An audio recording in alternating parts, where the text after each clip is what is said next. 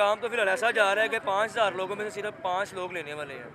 वजह क्या समझ रहे हैं? वजह ये महंगाई उनके ज़हन में पड़ी हुई है और हम मजबूर हैं ये कि हम ये कोशिश ये कर रहे हैं कि जितने हम पैसे लगा के हैं ना वो पैसे के तो हमारे पैसे पूरे हो जाए, बड़ी बात है। तो क्या वाकई आप लोगों को पीछे से इतना महंगा मिल रहा है? जो लोग कह रहे हैं कि अच्छा एक डेढ़ तवा अगर छोटा है वो 400 का है, फिर 800 का है और ये अब जैसे 15,000 के, वाकई इतना है महंगाई की वजह? जब हम लोग पहले दफ़ा टूर करने गए थे, सामान लेने के लिए गए थे, हम इसी कश्मकश में थे कि क्या पता ये बसंत होनी है कि नहीं होनी, इस चीज़ का हमें कन्फर्म नहीं है। उसके बाद दूसरी बात हमने ये पता किया कि वहाँ जाके रेट हमने पता किया, वहाँ रेट कुछ था।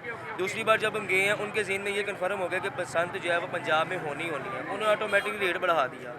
हमारे ज़हन में भी यही था अगर हम इतनी इन्वेस्टमेंट करते हैं तो क्या पता आगे से बसंत ही ना हो। हम लोग अपनी मजबूरी के तहत माल तो लेकर आ गए हैं, क्या है कि दुकानदारी है हमारे इर्द गिर्द देखने लोग ये ना कि इसके पास पैसे नहीं थे, ये माल लेके नहीं आया। अब यहाँ पे गाहक आता है, वो कहता है जी मुझे 1 पीस चाहिए, 2 पीस चाहिए। जब हम माल लेने के लिए हम शापरों के अंदर लाखों रुपए लेके गए हैं, हमने वहाँ पे जाके रातें भी जागे हैं। 4.5 लाख रुपया में पेशावर से यहाँ किराया खर्च करके हैं।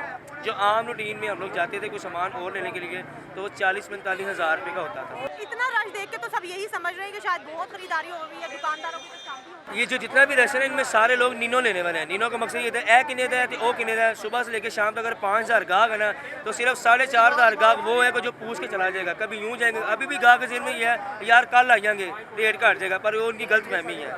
अभी इसका जो रेट है ये 15,000 रुपया है, क्या पता इसके रेट बढ़ते जाके। हम लोग बस यही दरख्वास्त है, ये करते हैं कोशिश का गाहक अगर मेरी दुकान में आता है ना तो वो चीज़ लेके चला जाए। अभी इसका मजीद रेट बढ़ना है। कौन कौन सी वैरायटीज कौन सी है आपके पास? हमारे पास सिर्फ एक ही वैरायटी है जो जर्मन पेपर है। जर्मन पेपर का हमें जो SOPs के साथ वो मिला हुआ लेटर, हम वही चीज़ बेच रहे हैं और साथ में ये बार कोड लगाया हुआ है। किसी को कोई भी ऐसा काम नहीं है जो कानून के खिलाफ चाहिए, ये बार कोड लगा हुआ है। यही वाला बार कोड हमारी दुकान पे है, मैन्युफैक्चर है और यही चीज़ हमारी दुकान पे जो स्कैन है। पीछे मैंने अभी देखा कोई 7,000 का लेकर आ रहा है, कोई 8,000 में, फर्क क्या है? कई लोगों ने ऐसा किया हुआ है कि सिर्फ धागे को पेंट करवाया, पेंट करवा के उसके ऊपर माया डाली है, माया डाल के उसके ऊपर रंग डाल दिया, रंग डाल कर मस्कारा डाल दिया, वो पीना तैयार हो जाएगा। वो सिर्फ 2,000 की लागत है।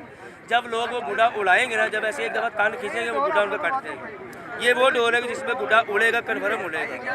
पंजाब हुकूमत ने आप लोगों को SOPs बताए, अगर आप कहीं बाहर से लेकर आए क्या उन लोगों ने वो SOPs फॉलो किए हुए हैं? उन्होंने सिर्फ रेट की जो महंगाई है ना वो हमारे आगे सिट रख दी है। वो नहीं मानते पंजाब को, वो कहते हैं जो पंजाब के रूल हैं वो अलग हैं, जो पेशावर में रेट है वो अलग है। ये पक्की बात है कि इस पे शीशा नहीं लगा हुआ, प्योर कॉटन है। ये कन्फर्म नहीं है, इसके ऊपर शीशा नहीं लगा हुआ, इसके साथ गर्दन नहीं कटेगी, कोई हाथ को कट नहीं आएगा। ये सिर्फ गुड्डा उड़ाने के लिए बहुत बेहतरीन क्वालिटी है।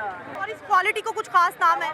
क्वालिटी का खास काम ये है कि ये 444 नाम है इसका। ये एक ब्रांड है जो आज से 24 साल पहले भी उसी काम में था और ये आज भी वही काम है। और ये पतंगे यहीं पे बनाई हैं या ये भी पेशावर से? पेशावर से ही है, जो लाहौर में है वो लोकल है। तावा है, 1.5 तावा है, आधा पौना है, ठीक है। उसके बाद 2 तावा वो परमिशन नहीं है हमें। जो दुकान में SOPs के लिहाज से बेचने की परमिशन मिली हुई है वो तावा है, 1.5 तावा है और आधा पौना है, बस।